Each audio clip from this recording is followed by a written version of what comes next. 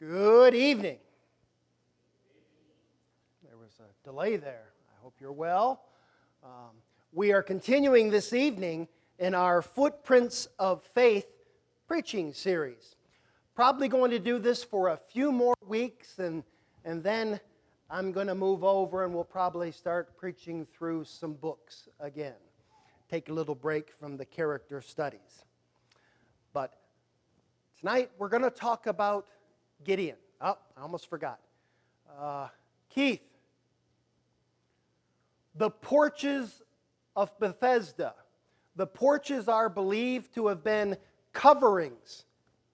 5 areas that had roofs that would provide shade for the pool and for the people gathered there. It came up in our Bible class this morning. Those of you who were there, I said I'd get back to it. There you go. Those of you who didn't care, extra. How about that? Tonight, we're going to talk about Gideon. We're going to talk about him slightly different than we normally do. We're going to talk about Gideon, how he stood for God, how he went for God, and how he fell from God. And then, of course, at the end, we'll draw off the conclusions of what we can learn from his life. But if you want to turn in your Bibles to Judges, chapters 6, 7, and 8 detail the life of Gideon. That's where we're going to begin. The context, the time period of Gideon is during the early to mid stages of the Judges period. And that's a difficult period to pinpoint exactly when something was happening. Because the Judges, the book of Judges, is episodic. We hear about Othniel, we hear about Ehud, we hear about Deborah, we hear about Gideon, but they're not necessarily situations that affected all of Israel. For instance, Gideon's story is going to be mostly concerned with the area of Manasseh, just north of Benjamin, just north of Judah. So even though there was this foreign oppressor, remember, every man had gone to his own possession, and they weren't united. So the book of Judges gives us these little episodes of oppression. In this area for this amount of time, in this area, and then we hear about the judge who was sent by God to relieve them. So when exactly Gideon took place? Somewhere in that 300 plus years of the period of the Judges. Historically, the children of Israel have gone into the promised land. They have conquered it, and they have received their inheritances, that which was promised to God all the way back to Genesis 15 with Abraham. But you remember, they didn't finish the work of destroying the Canaanites. What they often did was either just leave them in fortified positions, they didn't feel like fighting, or they enslaved the local population and used them instead of destroying them. And what God said would happen, happened. Remember, the reason God gave them that land and had them destroy the Canaanites was because of the righteous judgment upon the Canaanites, who were wicked.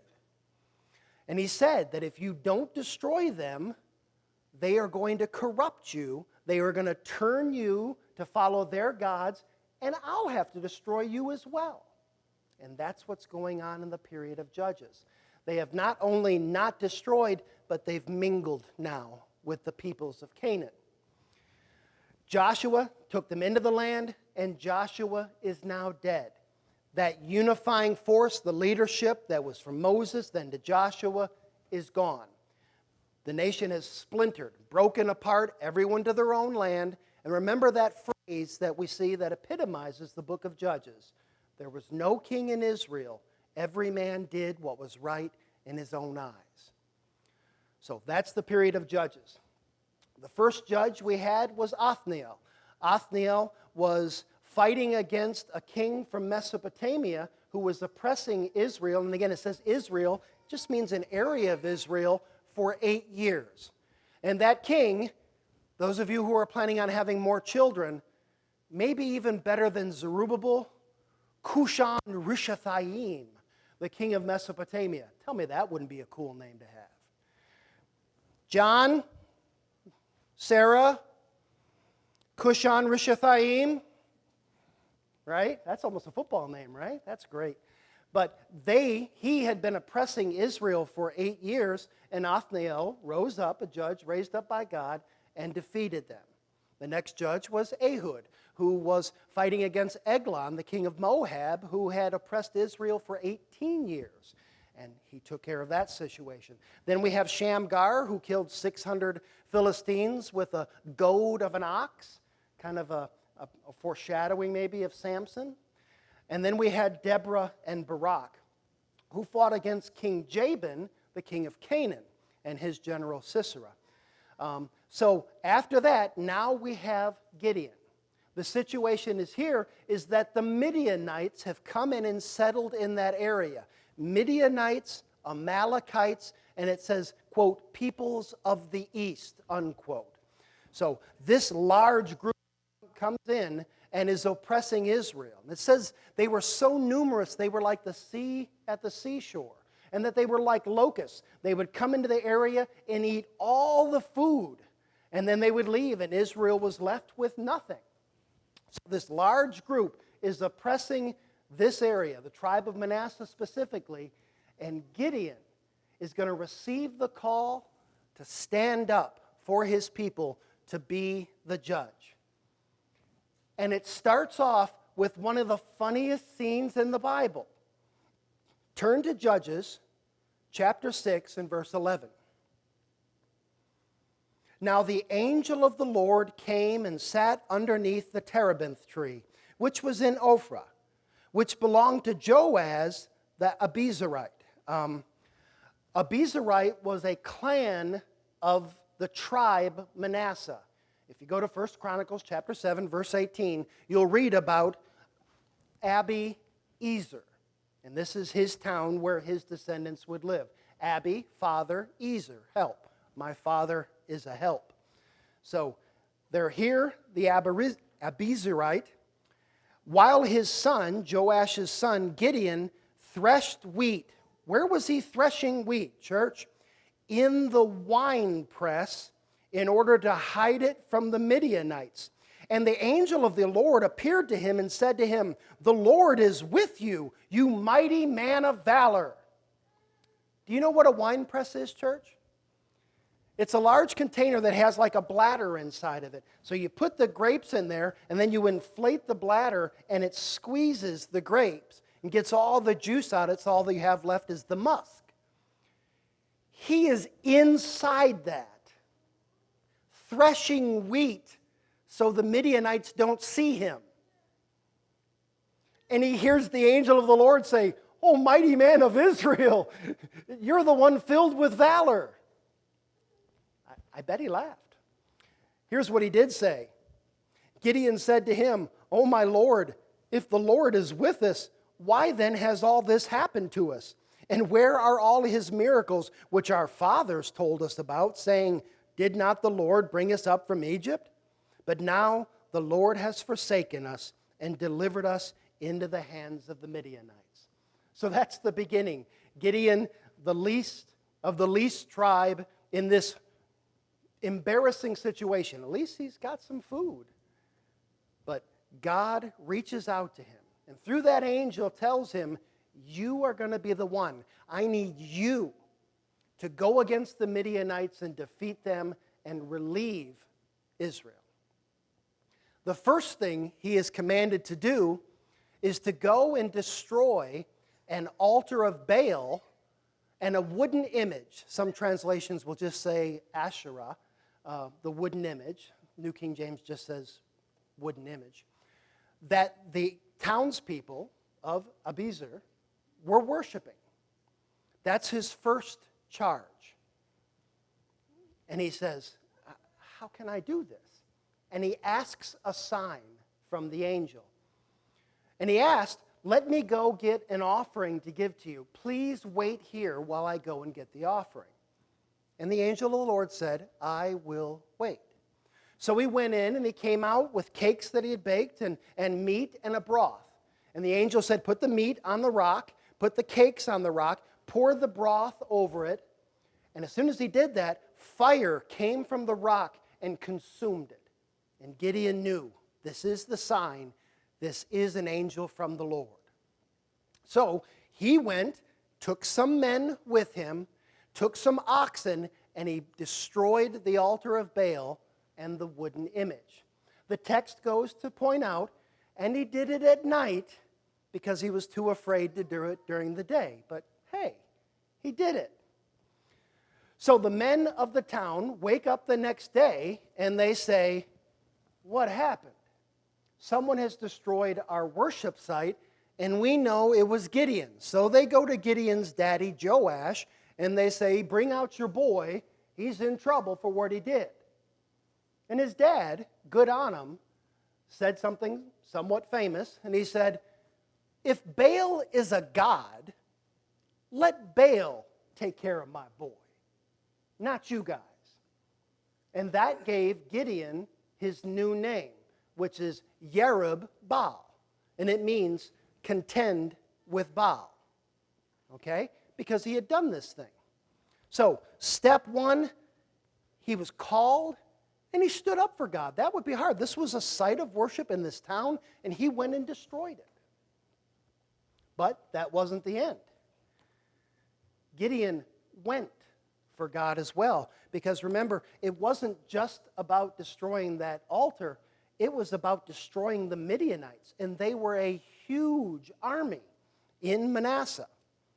So he was commanded, and he went. After having this success, destroying the altar of Baal and the wooden image, he then went and he blew the trumpet, it says. And those would be kind of like alarm bells that some towns have. I think of in Russia, they have those giant bells, and those were fire, alien invader, whatever it is. Well, he blew the horn. So people are gathering to him because something's up.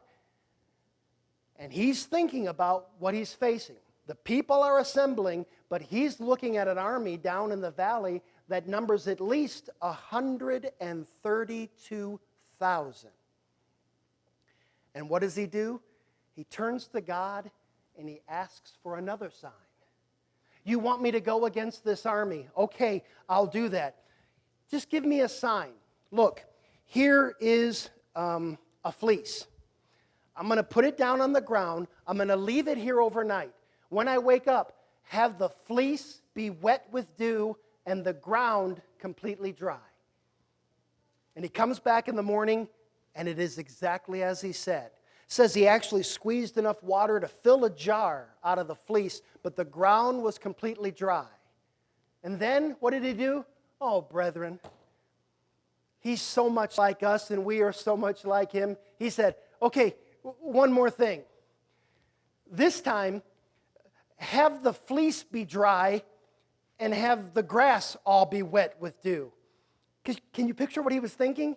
Maybe that's just what happens when you leave a fleece out. Maybe I messed up. I'm going to switch it. Can you switch it? And God switched it. So again, he had his proof, he got his proofs, and he went. So he's gathered an army of about 32,000. And they're going down into the valley to meet the Midianites, and God comes to him. Do you remember what God said? God said, you have too many people. I don't want you to think that this is your hand that is delivering you from the Midianites. It is my hand that is doing this. So here's what I want you to do. Those who are afraid, let them return. And 22,000 left, and 10,000 stayed. So they keep marching on. God comes to Gideon again and says, you still got too many. Here's what I want you to do. Here's a test. Have the men go down and get water. The ones that cup water and bring it up to themselves and lap it like a dog, they are the ones you take.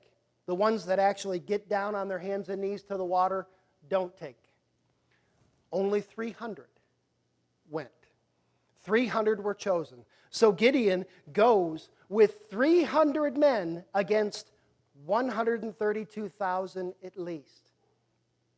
And brethren, God is so good, because God gave him another sign.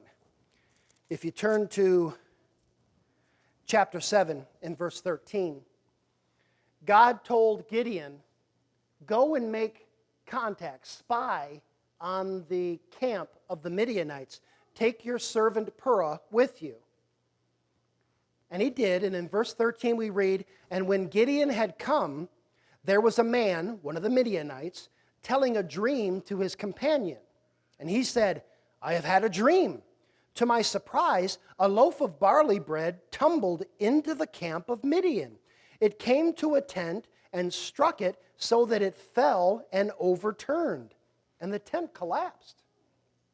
Then his companion answered and said, this is nothing else but the sword of Gideon, the son of Joash, a man of Israel. Into his hand God has delivered Midian and the whole camp. And Midian, as you can imagine, walks a little taller back to his troops. It says that after hearing this, he worshiped God. And it doesn't tell us if God is the one that gave him the battle plan or whether he came up with it himself. I tend to lean toward the former. But what Gideon had his men do, 300 against 132,000, now they have God with them, that's going to help. He had them each take a trumpet, 2 empty water pitchers that had torches inside the pitchers. And so he said, here's what's going to happen.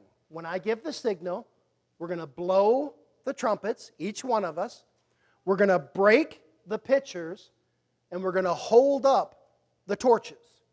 And we're going to cry out, the sword of Israel and of Gideon. Or is it of the Lord?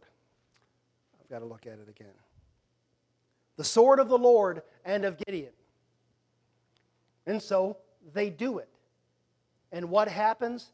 The camp of the Midianites is terrified, thrown into confusion. So much confusion that it says they were fighting themselves and killing each man, his brother and fellow companion. Because it's nighttime, they hear this noise, they see fires all along the ridge, they think there's a huge force come against them, and if you study your Bible, God often uses this kind of fear and panic to destroy Israel's enemies. Often when they were taking the land of Canaan, God would do something to fill them with such terror that Israel really didn't fight. They just kind of knocked people down from behind with spears and swords. And that's what's happening here. This army of 132,000 is basically completely destroyed and runs from the field. They run south into Ephraim. Sorry. And if you look at chapter 8, Gideon cries out to the men of Ephraim and says, come and join us. Help finish this battle. And they do come out and they kill 2 of the chief princes of the Midianites, Oreb and Zeeb. And they've accomplished that. That group that's scattered away from the main body that was destroyed is destroyed by Ephraim. But notice what happens. Again, almost funny in verse 1 of chapter 8. After they've done that, now the men of Ephraim said to Gideon, why have you done this to us by not calling us when you went to fight with the Midianites? And they reprimanded him sharply. Why did you engage the enemy and send them flying and not have us be a part of it? So Gideon said to them, what have I now done in comparison with you? Is not the gleaning of the grapes of Ephraim better than the vintage of Abiezer?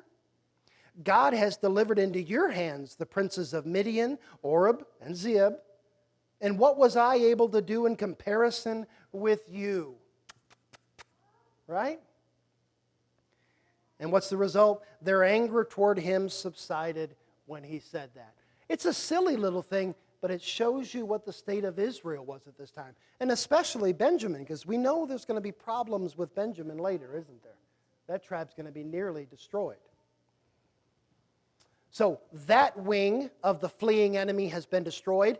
Then they pursue the last bit of enemy that is running away. And they have crossed over the Jordan close to Gilead. And so he's chasing them with his men, Gideon is, and they are famished, the text says. They are so hungry because they've been fighting and running the whole time. And they come by two towns of Israel, Succoth and Penuel. And he says to both of them, please bring out food and water for my men so we can continue the chase. And both the men of those towns say, have you conquered the people you're chasing yet? As soon as you've done that, then we might think about bringing you some bread and some water. And Midian says, for the sake of time, I'm going to get you. I'm going to get you when I'm done. And he goes and he defeats them. And he brings the two princes, Zebah and Zalmunna, and he brings them back. Look at verse 20. Nope, I'm sorry.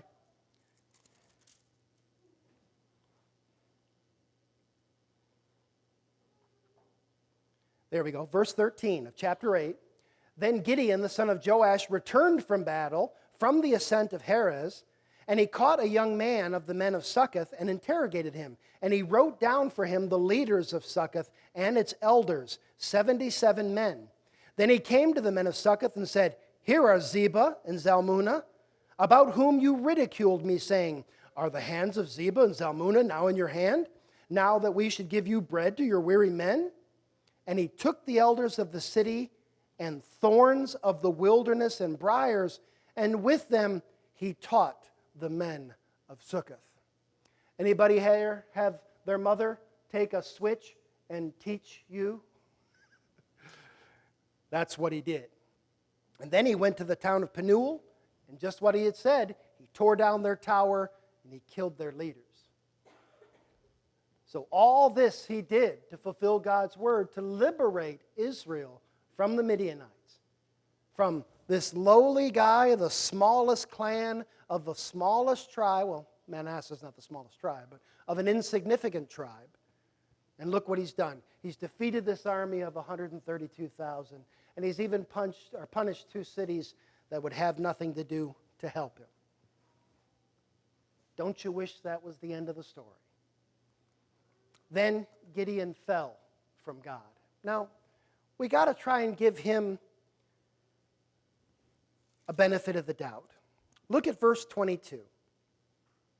After the battle is over, then the men of Israel said to Gideon, understand, men of Israel probably means the men of Manasseh. It's not talking about the whole tribe of Israel. But the men of Israel said to Gideon, rule over us, both you and your son and your grandson also, for you have delivered us from the hand of Midian. But Gideon said to them, I will not rule over you, nor shall my son rule over you. The Lord shall rule over you. Amen, right? Good on you. Then what did he do? Now, we know that Gideon, the town that he lived in, engaged in Baal worship. And he just told them, I'm not going to rule you. God is going to rule you. Look what he did next in verse 24. Then Gideon said to them, I would like to make a request of you, that each of you would give me the earrings from his plunder, for they had golden earrings because they were Ishmaelites.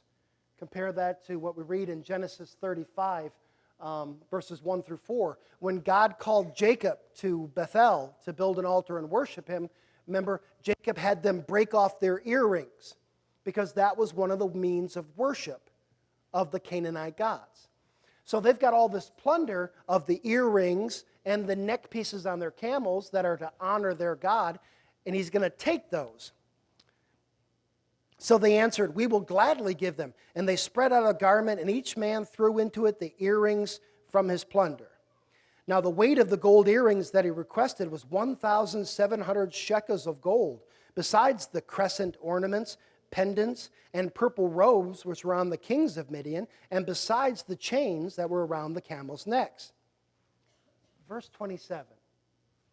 Then Gideon made it into an ephod and set it up in his city of Ophrah. I try to put myself in his sandals. And I want to think he was probably trying to do a good thing. what is Israel, Manasseh specifically, engaged in? At least his hometown where he was from, they were worshiping Baal with an altar with the wooden image there. Here, he creates an ephod, which is something that God had given them for the priest.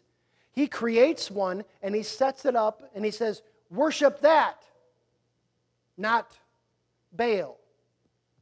And it's one of those swing and a miss. You know what I mean? He had good intention, I'm guessing. But look at the rest of that verse. And all Israel played the harlot with it there. And it became a snare to Gideon and to his house. What's the first commandment and the second commandment teach us? You don't set up images. You don't do that. You want to worship God? There's a place here in Israel where you can worship God. You understand that the tabernacle is in Israel. The priesthood is in Israel.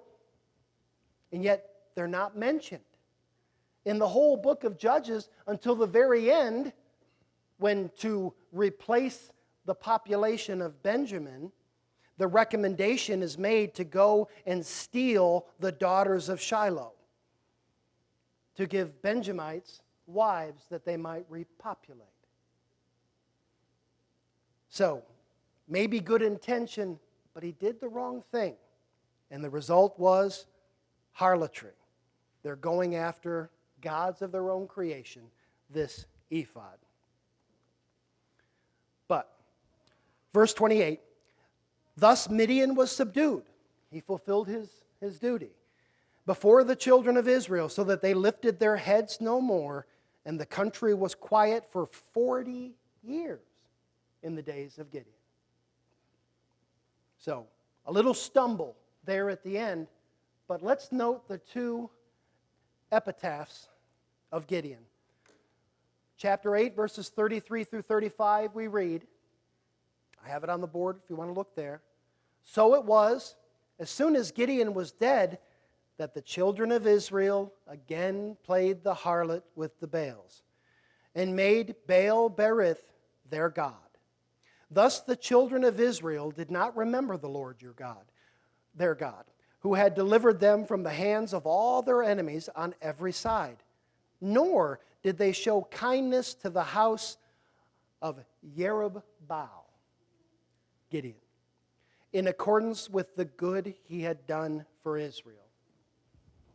So, after his death, they just went back to doing what they did. And he had a part of that, because I kind of missed it.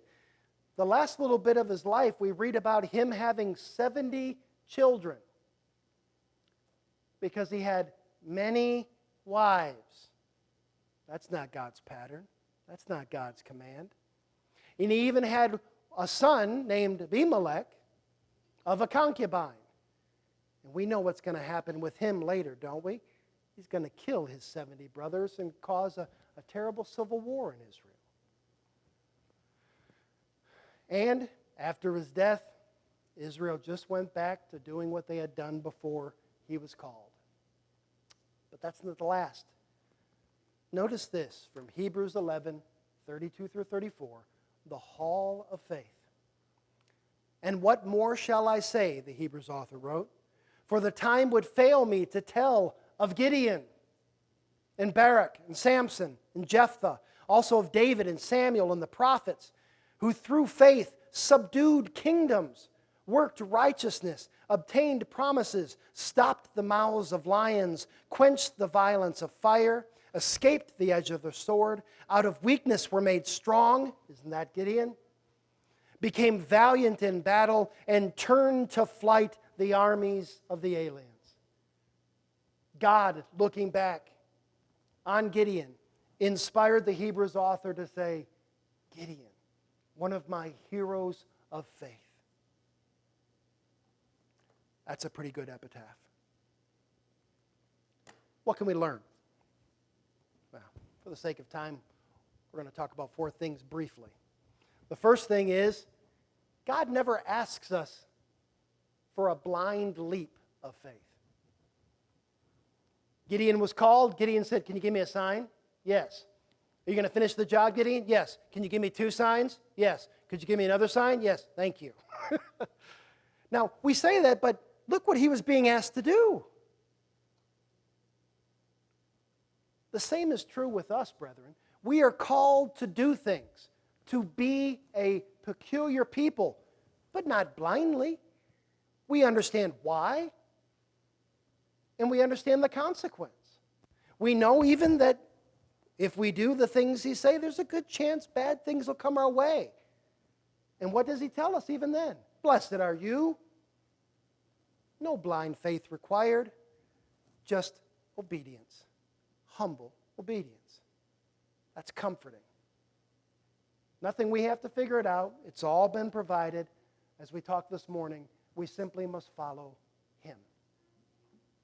Second thing we can learn, God can do exceedingly abundantly above. Here's this guy hiding in a wine press, threshing grain. I wonder how well that was doing with the wind inside of probably not very good. Oh, man of valor, you're the guy. What did he do? He defeated that army of 132,000 that had oppressed the land for over 7 years. God can do that with this guy Gideon in just 300 people. That's not what he's asking for us today. What he's asking for us today is to shine his light in this world and to be the salt of the earth. And he can do that through us and so much more. If we will just follow him, we can glorify him and be glorified. He can do so much. Don't diminish what God can do in your mind, because he can do great things. He may choose at times not to, but oh, can he. God is gracious and forgiving. When you read that heroes of faith, just that little section I read, and you start going, Gideon, Jephthah, Samson, really? Samson? Barak, the guy that said, I'm not fighting unless you go with me, Deborah. These are heroes of faith. Well, look at them where they were, and look what they did. Gideon was in a small town given over to the worship of Baal. How did he end? He defeated and destroyed that and set up and called Israel to worship Jehovah God. Hoorah! Amen? Hoorah! So where they were, he takes that into consideration. When you look at Jephthah, when you look at Samson, what was Samson's call? Get the Philistine yoke off my people's neck. What's the one thing Samson did? He got the Philistines' yoke off his people's neck. That's faith. Don't belittle what they did in comparison to what we are called to do and what we are. I read this sometime, I think it was from the Hebrew scholars Keel and Dillich, but they said we need to stop looking, specifically he was talking about Solomon, we need to stop looking at Solomon through New Testament eyes.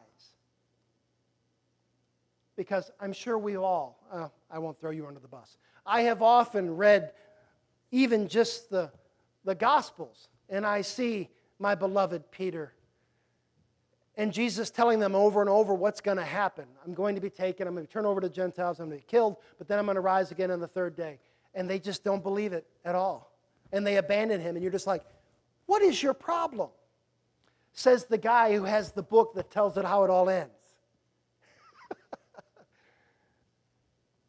So when we look at their faith, understand he took them where they were, and they took a great step toward him. And he's gracious. He says, that's faith, and I appreciate that. That should give us comfort. And finally, here's the challenge. To whom much is given, much more is expected. Gideon did some great things. How much more do we have than Gideon? Would you exchange some angel talking to you while you're in a wine press versus the complete revelation of God to man? the whole story? Here it is given into our hands. So what does that mean? It means much is expected of us because we've been given so much. Think about that. Think about this man of action, this man of faith. And think about the actions and faith that you can partake of in your day-to-day life that can be just as amazing and just as conquering of the enemy. This evening, if you're not a Christian, God calls you to Himself. He loves you so much that He gave His own Son to die on the cross that you might have the forgiveness of sin, that you might be reconciled to Him forever, because that is His desire. If you've never taken Him up on that offer, why not give Him His joy? Christians, don't get distracted. There are Midianites and Amalekites and people from the east, always all over the place. There are Canaanites always asking us to go over to their way of worshiping, to go over their way of thinking, their way of living. But we must remember, we serve the Lord and Him alone. And if you haven't been doing that, Him alone or the serving, turn. Think about all that He did for you. You knew at one time. Turn back.